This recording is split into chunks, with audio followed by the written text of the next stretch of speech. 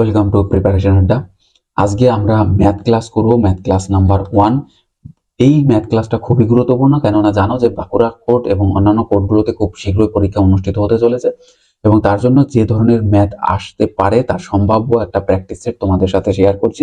তোমরা এটা সলভ করো, দেখো এবং স্কোর কত হলো সেটাও কিন্তু কমেন্ট করে জানিও। আর আমাদের চ্যানেলে এইরকম নতুন নতুন ভিডিও পাওয়ার জন্য চ্যানেলটাকে সাবস্ক্রাইব করো, বন্ধুদের মধ্যে শেয়ার করো এবং বেল আইকন প্রেস করে রেখো। চলো 1 নম্বর কোশ্চেন দিয়ে আমরা শুরু করছি আজকের প্র্যাকটিস সেট সলভ। একটি চিড়িয়াখানায় কিছু সংখ্যক সিংহ এবং কিছু সংখ্যক টিয়া পাখি আছে।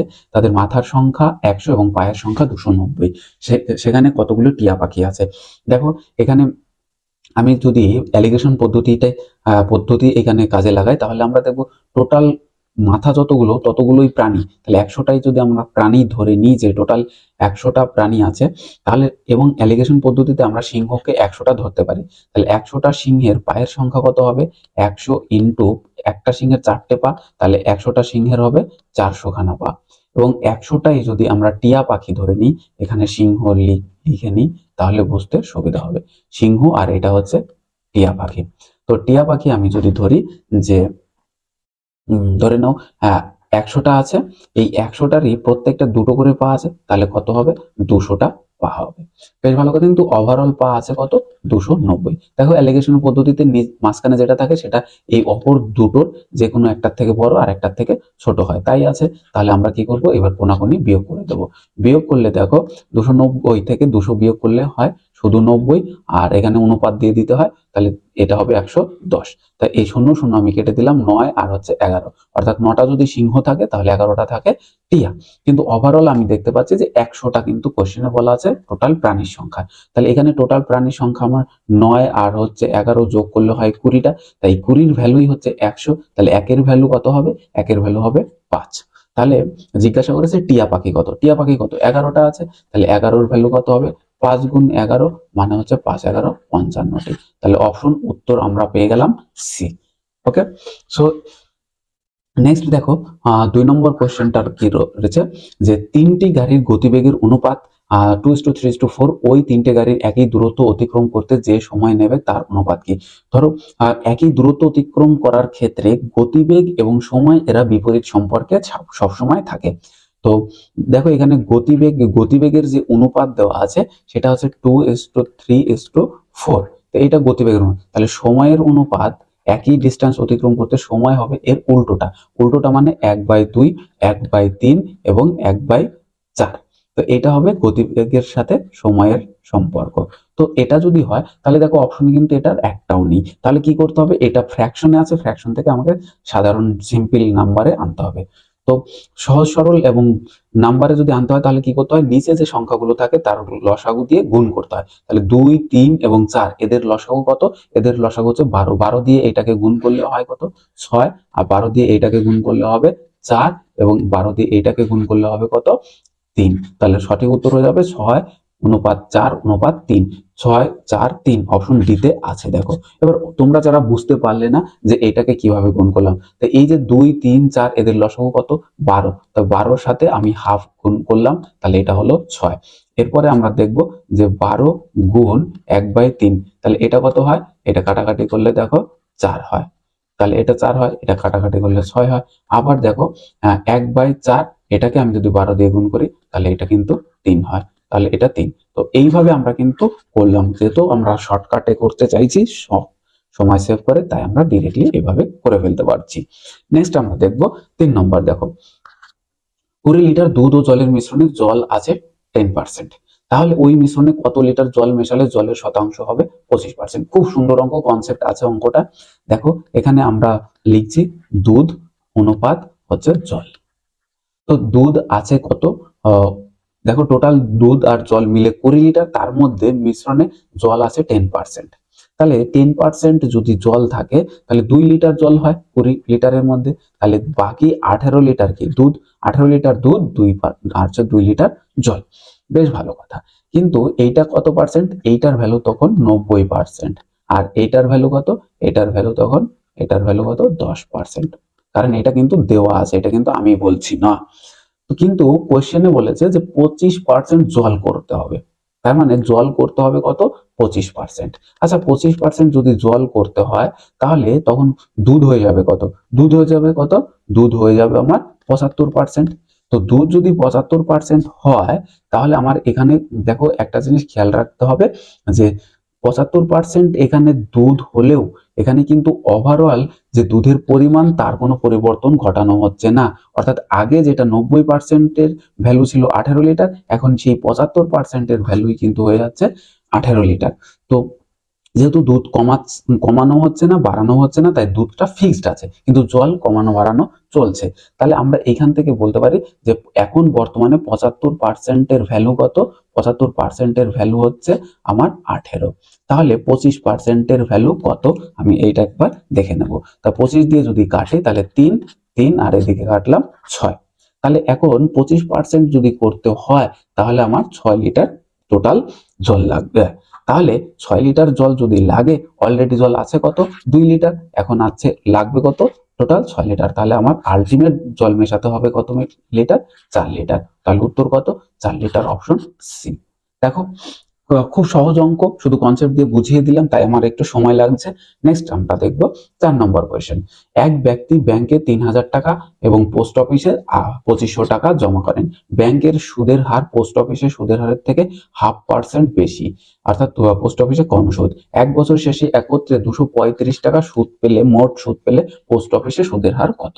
এই ধরনের অঙ্কতে দেখো আমি বলবো যে অপশন টেস্ট করা সব থেকে বেস্ট হবে। কেন বেস্ট হবে? কারণ দেখো এই 2% এত কম কোনোভাবেই হবে না। কেন হবে না সেটা একটু বলে দিই যে দেখো 2% যদি হয় তাহলে এর জন্য হয় 50 টাকা। বুঝতেই পারছো, 50 টাকা যদি এখান থেকে হয় তাহলে পোস্ট অফিসে থেকে হয়, ব্যাংকে কিন্তু এত টাকা কিন্তু আসবে না এই 3000 টাকার জন্য। ঠিক আছে, 500 টাকার ডিফারেন্স, আর দেখি 0.5% মাত্র বেশি, কিন্তু এত টাকার ডিফারেন্স হবে না। তাই এই এটা আর এটা কিন্তু বাদ চলে গেল। 4 এবং 4.2 এই দুটোর মধ্যে আমি 4কে আগে কাজে লাগাবো। এবার কেন কাজে লাগাবো 4কে? কারণ আমি জানি ফ্র্যাকশনটাকে না হওয়ার সম্ভাবনা বেশি থাকে, ফ্র্যাকশনটাকে কম হওয়ার সম্ভাবনা বেশি, খুব মানে সম্ভাবনা থাকে যে ফ্র্যাকশন যুক্ত উত্তর কম হয়। ঠিক আছে, তো আমরা এবার কি করব? অপশন সি দিয়ে ট্রাই দেবো। ওকে, ট্রাই করছি তাহলে। 4%, 4%-এর 2500 টাকায় কত টাকা হয় সুদ? সুদ হয় 100 টাকা। বেশ ভালো কথা, এটা কিন্তু পোস্ট অফিসের কথা আমি বলছি। তাহলে ব্যাংকের কথা আমি কি বলবো? ব্যাংকের কথা 0.5% বেশি হবে, 0.5% বেশি মানে 4.5% হবে। 4.5% মানে 4.5% মানে 3000 টাকার কত টাকা হবে? 3 45 135। তার মানে 135 টাকা হচ্ছে এইখানে, আর এখানে হচ্ছে 100 টাকা, তার মানে 235 টাকা কিন্তু টোটাল সুদ পেয়ে যাচ্ছি। তাহলে অপশন কি হবে? অপশন সি সঠিক উত্তর হয়ে গেল। তাহলে দেখলে যে অপশন টেস্ট করে কিন্তু অতি সহজে আমরা করে ফেলতে পারলাম। তোমরা অনেকেই করতে পারো, এক্স ধরেও করতে পারো, ঠিক আছে, সেটাও করতে পারো, কোনো প্রবলেম নেই। নেক্সট দেখো 5 নম্বর। 5 নম্বরে বলা হলো এ এবং বি এর বার্ষিক আয়ের অনুপাত হচ্ছে কত? 5:4। তাদের বার্ষিক ব্যয়ের অনুপাত 3:2। বছর শেষে তারা প্রত্যেকে 1600 টাকা করে সঞ্চয় করে। তাহলে এ এর বার্ষিক আয় কত টাকা? বেশ ভালো কথা। এ আর হচ্ছে বি দুইজন, এদের ইনকামের যে রেশিও দেওয়া আছে, অনুপাত দেওয়া আছে, সেটা হচ্ছে 5:4। বেশ ভালো। তাহলে ইনকাম আর এক্সপেন্ডিচার মানে খরচের অনুপাত কত দেওয়া আছে? 3:2। তাহলে আমরা দেখছি যে সেভিংস কত আসছে। সেভিংস প্রত্যেকের দেখো এখানে এর 2 আসছে, আবার বির ও কিন্তু 2 আসছে, অর্থাৎ প্রত্যেকে সেম নাম্বার টাকা, কিন্তু টোটাল টাকা তারা একই সেভ করছে। তাহলে এই প্রত্যেকেই 2 করে যদি সেভ করে, কিন্তু এখানে কোশ্চেনে বলে দিয়েছে প্রত্যেকে 1600 টাকা করে সেভ করে, তার মানে প্রত্যেকের এই 2 এর ভ্যালু কত? 2 এর ভ্যালু 1600 টাকা। তাহলে 1 এর ভ্যালু কত হবে? 800 টাকা। বেশ ভালো কথা। জিজ্ঞাসা করেছে এ এর বার্ষিক আয় কত? এ এর বার্ষিক আয় মানে এই যে এইটার মান জানতে চেয়েছে। তাহলে 1 এর ভ্যালু যদি 800 হয়, তাহলে 5 এর ভ্যালু 5 গুণ 800 মানে 5 8 40, 4000 টাকা। তাহলে সঠিক উত্তর হয়ে যাবে অপশন সি, 4000 টাকা। চলো নেক্সট কোশ্চেন। একজন ফল বিক্রেতা এক ঝুড়ি আম ক্রয় করে ঝুড়ি খুলে দেখলেন কিছু আম পচে গেছে। বাকি আম 2280 টাকায় বিক্রি করলেন, 2280 টাকায় বিক্রি করে দিলেন, এবং তার ক্ষতি হলো কত? 5%। তিনি কত টাকা দিয়ে এক ঝুড়ি আম কিনেছিলেন? অর্থাৎ দেখো এখানে সিপি আর হচ্ছে এসপি, অর্থাৎ সিপি 100 টাকায় কিনেছিলেন, বিক্রি করেছে কত টাকা? 95, অর্থাৎ 5% লস হয়েছে। প্রফিট অর লস কত? 5%। এখানে কিন্তু এটা দেওয়া আছে। তাহলে বুঝতেই পারছো যে এখানে আমাদের হিসাবে এটা পার্সেন্টেজ, কিন্তু টাকায় বলে দিয়েছে যে বাকি 2280 টাকায় বিক্রি করেছে, অর্থাৎ বিক্রি করেছে কত 95%। তাহলে 95 এর ভ্যালু কত 2280। আর এদিকে আমি দেখবো যে 100 এর ভ্যালু কত, মানে কত টাকায় কিনেছিল, 5 দিয়ে কাটলে 5 20, 100 5 19 হয়ে গেল। আর এদিকে আমি যদি এটা দিয়ে কাটি তাহলে কত হবে 19, 19 একে 19 3 38, 19 দুগুণে 38, তাহলে এদিকে 12 120 আর হচ্ছে 20, তার মানে হচ্ছে 12 দুগুণে 24, বেশ দুটো শূন্য। তাহলে 2400 টাকায় তিনি কিনেছিলেন এবং বিক্রি করেছিলেন 2280 টাকায়। তাহলে সঠিক উত্তর অপশন সি, দেখো 2400 টাকা। বুঝতে পারলে আশা করি। নেক্সট দেখো মজাদার অঙ্ক, a is to b এত, b is to c এত, c is to d এত, তাহলে a b c d এর মান কত, a is to b is to c is to d এর মান কত, এটা জানতে চেয়েছে। বেশ ভালো কথা। তাহলে আমরা এই রকম অঙ্কের ক্ষেত্রে আমরা কি করব, এ যা যা আছে সবগুলো একসাথে এক লাইনে আমরা লিখে নেব, a b c d। ওকে, লিখে নেব। প্রথমে a is to b এর মান দেওয়া আছে 2 is to 3, 2 is to 3, বেশ ভালো কথা।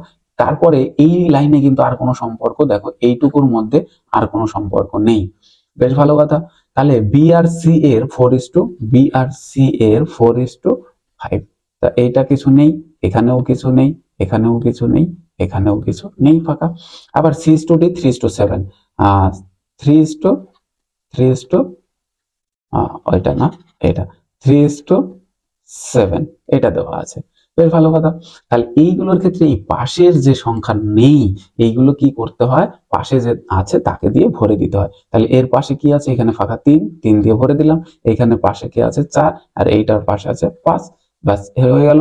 এইখানে পাশে আছে 3, এখানেও এইবার 3 বসিয়ে দেবো। এইবার এটাকে আমরা কি করব, পুরোপুরি গুণ করব। গুণ করতে গেলে আমাকে যেটা করতে হবে, দেখো এই এ এর ঘরে যতগুলো আছে, বি এর ঘরে যত 3 সি ডি যারা আছে, প্রত্যেকের ঘরে যদি কোনো কিছু কমন থেকে থাকে তাহলে সেই কমন সংখ্যাটা আমরা বাদ দিতে পারি।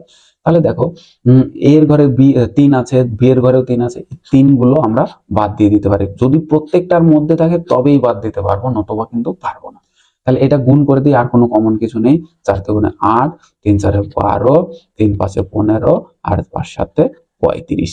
তো এইটা হলো আমার সঠিক উত্তর, 8 is to 12 is to 15 is to 35। 8 12 15 35 কোথায় আছে, 8 12 15 35 অপশন এ তে রয়েছে। চলো নেক্সট কোশ্চেন। 8, একটি ক্যাম্পে 4000 জন লোকের 190 দিনের খাবার মজুদ ছিল, বেশ ভালো কথা। 30 দিন পরে 800 জন লোক অন্যত্র চলে গেলেন, যারা রইলেন বাকি তাদের অবশিষ্ট খাদ্যে আর কতদিন চলবে। দেখো খুব সুন্দর অঙ্ক, 4000 জন ছিল, তাহলে এই 4000 জন ব্যক্তি যদি প্রথম থেকে শেষ পর্যন্ত থেকে যেত, তাহলে এই 30 দিন খাওয়ার পরেও আর কতদিন খেত, 30 দিন খাওয়ার পরেও দেখো টোটাল 190 দিনের খাবার ছিল, অলরেডি খেয়ে ফেলেছে 30 দিন, তাহলে বাকি থাকলো কতদিন 100। দেখো 190 থেকে 30 যদি আমি বাদ দিই তাহলে 160 দিন এখনো তারা খেতে পারবে। কারা, এই যে 4000 জন লোক 160 দিন খেতে পারবে। আচ্ছা, এই 4000 জন লোক যদি 160 দিন খেতে পারে, তাহলে আমরা দেখলাম যে 30 দিন পরে 800 জন লোক চলে গেল, তার মানে 800 জন লোক যদি চলে যায় তাহলে থাকলো কত 3200 জন লোক। তাহলে এই 3200 জন লোকের কতদিন চলবে, এটাই জানতে চেয়েছে। তাহলে এইটাকে আমরা কি করতে পারি, যে 4000 জন লোক এদের চলে 160 দিন। ভালো করে দেখো, এইভাবে তোমাদেরকে একটু খেয়াল রাখতে হবে অঙ্কটা, যে 4000 জনের যদি 160 দিন চলে, 160 দিন চলে, তাহলে একজন লোকের নিশ্চয় বেশি দিন চলবে, আর বেশি দিন হলেই গুণ হয়ে যাবে। তাহলে 3200 জনের সেই একজনের থেকে কম দিন চলবে, তার জন্য সেটা ভাগ হয়ে যাবে। তাহলে এবার এই দুটো শূন্য, এই একটা শূন্য, এই একটা শূন্য কেটে দিলাম। ওকে, 16 16 দুগুণে 32, 2 এখান থেকে 2 কাটলাম, তাহলে থাকলো গিয়ে 200। তাহলে উত্তর কি হবে, উত্তর হবে অপশন সি 200 দিন। তাহলে বুঝতেই পারছো যে 200 দিন আমাদের উত্তর হয়ে গেল। দেখো অঙ্কটা খুবই ছোট, একদম বেসিক কনসেপ্টের অঙ্ক। 9 নম্বর, এবিসি এর বয়সের অনুপাত 5:8:9। যদি এ ও সি এর বয়সের সমষ্টি 56 বছর হয় তবে বি এর বয়স কত। দেখো এ এবং সি মানে এইটা আর এটা, এদের এদের সমষ্টি, এই দুটোর সমষ্টি কত? 5 আর 9 14, এদের সমষ্টি দেওয়া আছে কত? 56। আচ্ছা 14 সমান যদি 56 হয় তাহলে 1 সমান কত হবে? 4 হবে। জিজ্ঞাসা করেছে বি এর বয়স কত, বি কত 8, তাহলে 8 সমান কত হবে? 4 গুণ 8, 4 গুণ 8 মানে হচ্ছে 32। অপশন বি সঠিক উত্তর 32। নেক্সট, কোন ক্ষুদ্রতম সংখ্যাকে 24, 24, 30, 54 দিয়ে ভাগ করলে প্রতি ক্ষেত্রে 5 ভাগশেষ থাকবে? তার মানে এমন একটা সংখ্যা যে সংখ্যাকে 24 দিয়েও ভাগ করা যাবে, 30 দিয়েও ভাগ করা যাবে, আবার 54 দিয়েও ভাগ করা যাবে। তো সেই সংখ্যা কিভাবে বের করি? সেই সংখ্যা লসাগু করে বের করি। 2 দিয়ে করলে 12, 15 আর হচ্ছে 27। এবার 3 দিয়ে যদি করি লসাগু করি তাহলে দেখবো আমরা 3 4 12, 3 5 15, 3 9 27। এবার সবগুলোকে গুণ করব। 2 আর 5 সবার আগে গুণ করে নেব, তাহলে 10 হয়ে যাবে, আমার গুণ করতে সুবিধা হবে। তাহলে 3 4 12 আর হচ্ছে 9, 12 আর 9 গুণ করলে 9 12 108 হলো। আর এদিকে 10 ছিল তার জন্য একটা শূন্য, অর্থাৎ 1080। এই 1080 হচ্ছে এমন একটা সংখ্যা যেই সংখ্যাকে আমরা 24, 30, 54 প্রত্যেকটা সংখ্যা দিয়ে আমরা ভাগ করতে পারবো এবং ভাগফল মিলে যাবে, কোনো ভাগশেষ থাকবে না। কিন্তু বলে দিয়েছে 5 ভাগশেষ থাকবে। তাহলে 5 কখন ভাগশেষ থাকবে? যদি এর সঙ্গে আরো 5 যোগ অবস্থায় থাকে, তাহলে প্রত্যেকবার 5 কিন্তু ভাগশেষ থাকবে। তাহলে উত্তর কত হবে? এর সাথে 5 যোগ হলে 1085 হয়ে যাবে সঠিক উত্তর। অপশন বি সঠিক উত্তর।